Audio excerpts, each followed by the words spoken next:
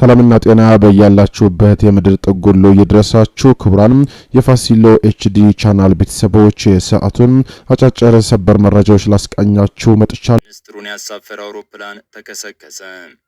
ከአማራ ክልል አስደንጋጭ ዜና ተሰማ። በገፍ ለቀው መውጣት ጀመሩ። ኢትዮጵያ ድንበር ከባድ ፍንዳታዎች ተሰሙ። በድሮን የታገዘ ውጊያ ተደረገ። ሻሹን በርካታ ዜናዎች ከኢትዮጵያ እስከ ባህር ማዶ ተሰምተዋል። በአማራ ክልል ያለውን የጸጥታ ችግር በመፍራት በርካታ ኢንቨስተሮች ለቀው እየወጡ መሆኑን አዲስ ስታንዳርድ ዛሬ በወጣው ዘገባ አስነብቧል። የፋኖ አመራሮች እጅ እየሰጡ ነው፣ ውጊያው ተቀዛቀዘ የሚሉ ዜናዎች በስፋት ቢሰራጩም ቢሊየን ብር ፈሰስ ለማድረግ የተስማሙ ኢንቨስተሮች ግን በፍጹም የረገበ ውጊያ የለም በማለትም በየተራ ለቀው እየወጡ መሆኑን የተሰማው በጭራሽ ያልተጠበቀ ነገር ሆኗል። በአማራ ክልል የቢሊዮኖች የኢንቨስትመንት ፈቃድ መሰጠቱ ቢገለጽም የጸጥታው ሁኔታ ግን ግዙፍ ኩባንያዎችን ከክልሉ እያስወጣ ነው ሲል አዲስ ስታንዳርድ ዛሬ ጥር 20 ቀን 2018 ዓ.ም በወጣው ዘገባ አሳውቋል። ከእነዚህ መካከልም የጀርመን ግዙፍ ኩባንያን ጨምሮ ሌሎችም ይገኙበታል።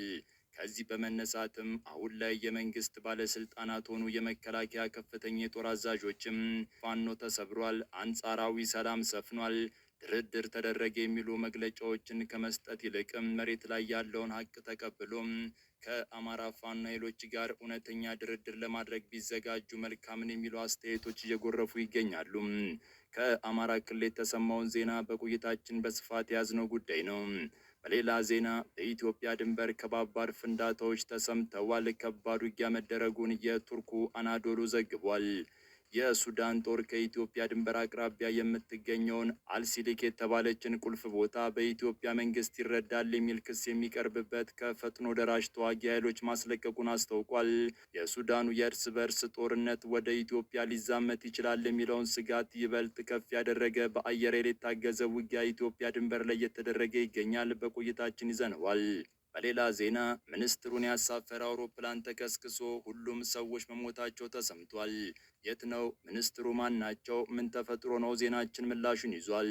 በቆይታችን ከላይ ጠቆም ያደረግናችሁን ጨምሮ ሌሎች መረጃዎችን በስፋት የምንነግራችሁ ይሆናል። ለቻናላችን አዲስ ከሆኑ ሰብስክራይብ በማድረግ ይቀላቀሉን። ላይክ ማድረግ፣ ገንቢ አስተያየት መስጠት እንዳይረሳ እያስታወስን ወደ መረጃዎቹ አለፍን። መልካም ቆይታ።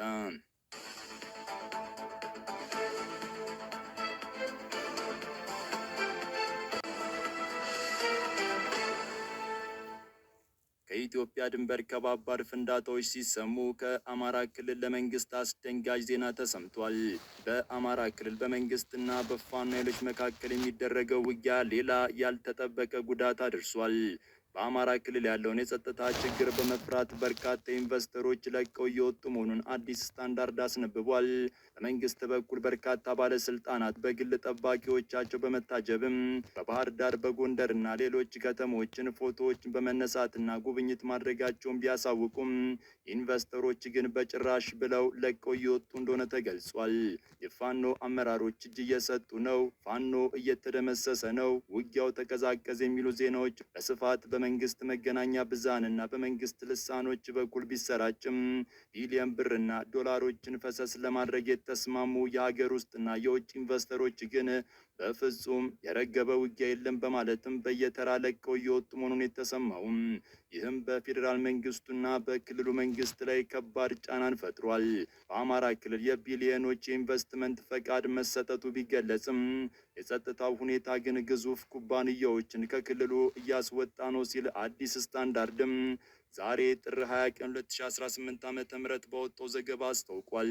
ከዚህ በመነሳት ታዲያ አሁን ላይ የመንግስት ባለስልጣናት ሆኑ የመከላከያ ከፍተኛ የጦር አዛዦችም የፋኖ ኃይል ተደምስሷል፣ አንጻራዊ ሰላም ሰፍኗል፣ ድርድር ተደረገ የሚሉ መግለጫዎችን ከመስጠት ይልቅም መሬት ላይ ያለውን ሀቅ ተቀብሎ ከፋኖ ኃይሎች ጋር እውነተኛ ድርድር ለማድረግ ቢዘጋጁ መልካምን የሚሉ አስተያየቶች እየጎረፉ ይገኛሉ።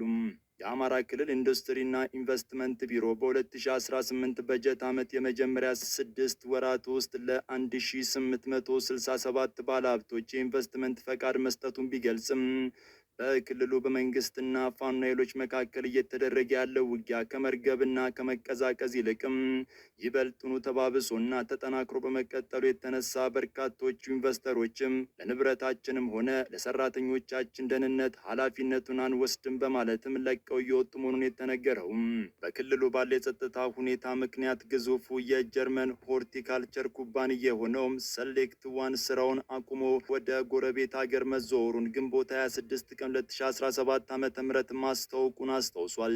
መጋቢት 2 ቀን 2017 ዓ.ም አዲስ ስታንዳርድ እንደዘገበው በምዕራብ ጎጃም ዞን ኮንዝላ አካባቢ ለዓመታት ሲንቀሳቀስ የነበረው ሰሌክት ዋን በክልሉ ባለው ግጭት ሳቢያ የሰራተኞቹን ደህንነት ማረጋገጥ ባለመቻሉ የምርት ጣቢያውን ወደ ኬንያና ዩጋንዳ ማዞሩን አስታውቋል።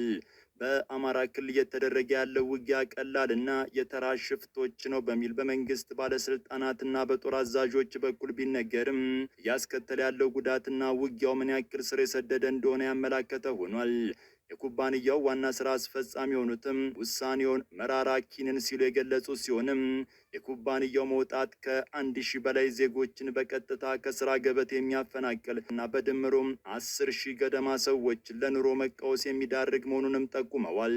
ቀደም ሲል በነሐሴ 2015 ዓ.ም አዲስ ስታንዳርድ በክልሉ ያለው ግጭትም ከ3000 በላይ ቋሚ የስራ ዕድሎችን እንዲጠፉና በኢንዱስትሪዎች ላይ 2.5 ቢሊዮን ብር የሚገመት ጉዳት እንዲደርስ ምክንያት መሆን መቻሉን መዘገቡ ይታወሳል። የቢሮ ኃላፊ አቶ እንድሪስም የባለሀብቶችን እንግልት በመቀነስ ፈጣን አገልግሎት ለመስጠት እየሰራ ነው ቢሉም ነባር ኩባንያዎች ግን የፖለቲካ አለመረጋጋትና አስጊው ወታደራዊ አካባቢ ሊታለፍ የማይችል መሰናክል እንደሆነባቸው በመግለጽም ሀገር ጥሎ መውጣታቸውን የክልሉን ኢንቨስትመንት አካባቢ አሳሳቢነትን ያሳያል ብሎታል። በፋኖና በመንግስት ኃይሎች መካከል እየተደረገ ያለው ውጊያም ከሰብአዊና ቁሳዊ ውድመቱ ባሻገርም ኢንቨስተሮች ወደ ኢትዮጵያ ለመግባት እንዲፈሩ ያደረገና ከዚህ በተጨማሪም ቱሪስቶችም ወደ አካባቢው ለመምጣት እንዲሰጉ ያደረገ ሆኗል። በሌላ ዜና በኢትዮጵያ ድንበር ከባድ ፍንዳታዎች የተሰሙበት ውጊያ መደረጉን የቱርኩ አናዶሉ ዘግቧል። የሱዳን ጦር ከኢትዮጵያ ድንበር አቅራቢያ የምትገኘውን አልሲሊክ የተባለችውን ቦታም በጠቅላይ ሚኒስትር አብይ አህመድ መንግስት ይደገፋል የሚል ክስ ከሚቀርብበት ከፈጥኖ ደራሹ ኃይል ተዋጊዎች ማስለቀቁን አስታውቋል።